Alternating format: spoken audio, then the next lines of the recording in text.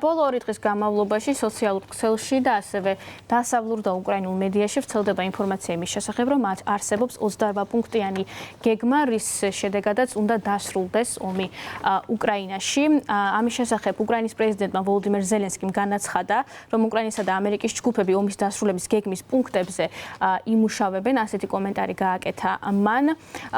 გამოცემა Axios-ი, Reuters-ი და ასევე Financial Times-ი ბოლო დღეების განმავლობაში წერდა წყაროებზე დაყრდნობით, რომ გეგმის ნაწილი მოიცავს უკრაინის მხრიდან დონბასის რეგიონის დათმობას და სამხედრო ძალების შემცირებას, ამერიკის შეერთებული შტატების უსაფრთხოების გარანტიების სანაცვლოდ, ასეთი კომენტარები გაკეთდა წყაროების მიერ მედიებთან, როგორც უკვე გითხარით, ოფიციალურად არადასტურებენ ამ პუნქტების არსებობას და ამ გეგმას, რომელიც არსებობს ჯერჯერობით, პროექტი, რომელიც ჯერჯერობით არ არის დადასტურებული, თუმცა, როგორც უკვე გითხარით, აქტიურად ვრცელდება ეს ინფორმაცია მედიაში და განიხილავენ სოციალურ ქსელში უკვე მომხმარებლები ამ ინფორმაციას. ოფიციალური პირები ამერიკის შეერთებულ შტატებში აცხადებენ, რომ გეგმა ჯერ კიდევ მუშავდება და საბოლოო სახე მოითხოვს დათმობას ორივე მხრიდან და არა მხოლოდ უკრაინის.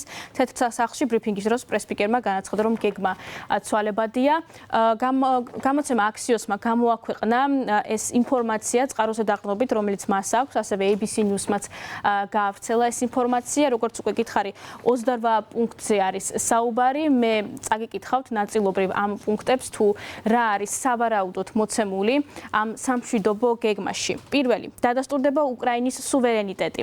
მეორე, რუსეთს, უკრაინასა და ევროპას შორის დაიდება ყოვლის მომსვლელი შეთანხმება თავდაუსხმელობის შესახებ. ბოლო 20 წლის განმავლობაში არსებული ყველა ბუნდოვანება მოგვარებულად ჩაითვლება. მესამე, რუსეთი არ შეიჭრება მეზობელ ქვეყნებში და ნატო არ გაფართოვდება.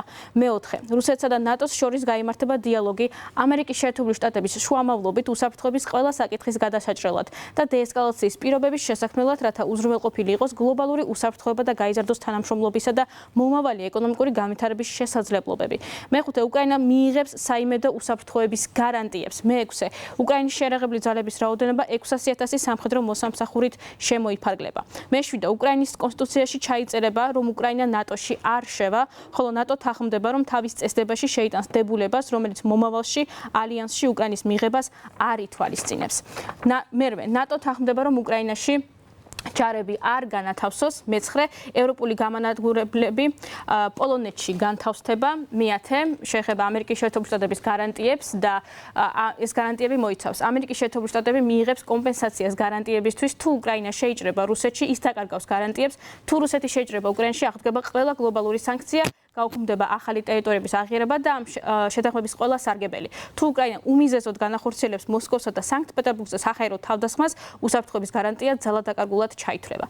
ასევე უკრაინას აქვს ევროკავშირის წევრობის უფლება და ამ საკითხის განხილვის პერიოდში მიიღებს ევროპის ბაზარზე მოკლევადიანი შეღავათიანი წვდომის უფლებას. გეგმაში ასევე გათვალისწინებული არის ძლიერი ეკონომიკური დახმარების პაკეტი უკრაინის აღსადგენად და ასევე საუბარი არის იმაზე, რომ მოხდეს კვლავ ინტეგრირება რუსეთის გლობალურ ეკონომიკაში.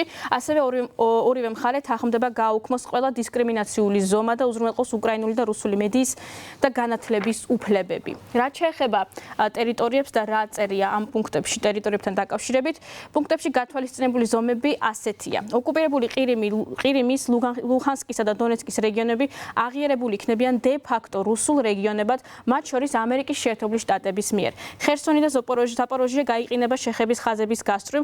რუსეთი უარ სიტყვის სხვა შეთანხმებულ ტერიტორიებზე, რომლებსაც ის 5 რეგიონის გარეთ აკონტროლებს. უკრაინული ძალები გავლენ დონეცკის ოლქის იმ ნაწილიდან, რომელსაც ისინი ამჟამად აკონტროლებენ და ეს გაყვანის ზონა ჩაითვლება ნეიტრალურ დემილიტარიზებულ ბუფერულ ზონად, რომელიც საერთაშორისოდ აღიარებულია როგორც რუსეთის ფედერაციის კუთვნილი ტერიტორია.